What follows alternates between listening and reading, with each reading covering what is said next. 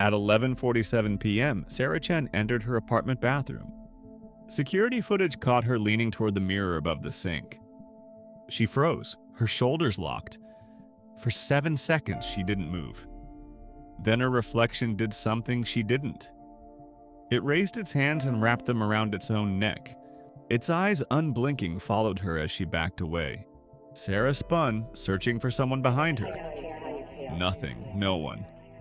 The reflection kept strangling itself. Its lips moved, whispering words she never spoke. 27 seconds later, the screen went black. Sarah Chen vanished. Her door was locked from the inside. No struggle. Her phone untouched. A faint ash smell lingered, though no fire was found. Portland authorities verified the footage. No tampering, no answers. But Sarah's case wasn't alone. Chicago, Miami, Denver. Antique mirrors, locked rooms, fingerprints on throats, 5 left, 4 right. A hum, barely audible in every crime scene recording. Detective Isabella Martinez saw the pattern. These weren't deaths. They were reflections of something ancient. Something that remembered. Something waiting for you to look back. Look closer. Sarah Machen was an art restorer in Portland, Oregon. Her hands rebuilt paintings stroke by stroke. Quiet, precise, private. A coworker once heard her mutter about a mirror watching her work. She never faced away from it again. She lived in a 1911 artist's enclave. Unit 3B, always locked. On March 12, 2023, a lobby camera caught her entering. She waved to a neighbor. Her hand lingered as if reaching for something unseen. 3 days later, police found her apartment untouched. Lights on, phone charging, toothbrush in the sink. But mirrors were everywhere. Hung in every room, over the mantel, across the bed, behind the stove, reflecting each other endlessly. Stand too long and the air felt crowded. In the bathroom, Sarah's body was slumped under the sink. Eyes wide. Faint marks on her throat. Fingerprints. 5 left, 4 right, no bruising. They pulsed under forensic light like they were alive. Security footage showed Sarah frozen before the mirror. Her reflection choked her. Its lips formed silent words. A detective watched that tape 100 times. It was her. But it wasn't. Something was there. Something knew they were watching. Sarah's case stalled. Her mirrors were sold by an estate cleaner named Marcus Webb. One, an oval vine-etched frame, went missing. 71 days later, there was another death in Miami. Detective Elena Martinez in Miami couldn't shake Sarah Chen's case, a database footnote that felt wrong. On June 8, 2023, the Vargas couple were found dead in their bathroom. Locked doors, strangulation. No external marks. Internal hemorrhaging like the force came from within. Martinez searched the database. There was a match. Denver, September 4th. Lena Grigsby, dead in her apartment. Same marks. Her landlord heard a hum the night before. Each victim had an antique mirror. Different sellers. All traced to a 1923 Salem, Oregon estate sale. Blackwood Manor. Martinez found identical fingerprints. 5 left, 4 right. 1 finger bent unnaturally. Not a killer. A shadow. It wasn't random. She found the source. Blackwood Manor in Salem, Oregon was built in 1886 by Charles and Evelyn Blackwood. Evelyn collected reflections, crystal, silver, mirrors. A 1923 ledger listed 37 mirrors sold in one day. Martinez found a manor floor plan. Mirrors in every room, some reflecting nothing. Sarah's apartment mirrors matched it exactly. A carved hand, Blackwood's crest, was on each mirror frame. Every Blackwood mirror ended in death. Families saw shapes in the glass. Reflections moved too late.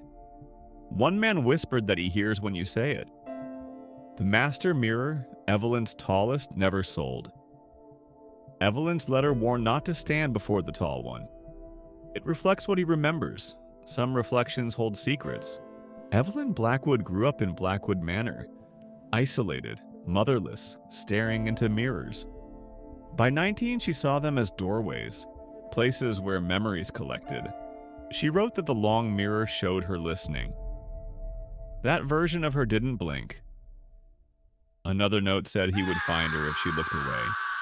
Neighbors whispered of cold rooms and shadows and empty spaces. A boy saw one follow him in every reflection. In 1922, Evelyn vanished. Sarah's mirrors echoed Evelyn's layout. When inventoried, a tall mirror stood behind an iron gate, covered in velvet.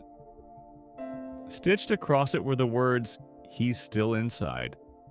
Evelyn's mirrors remembered, and they weren't alone.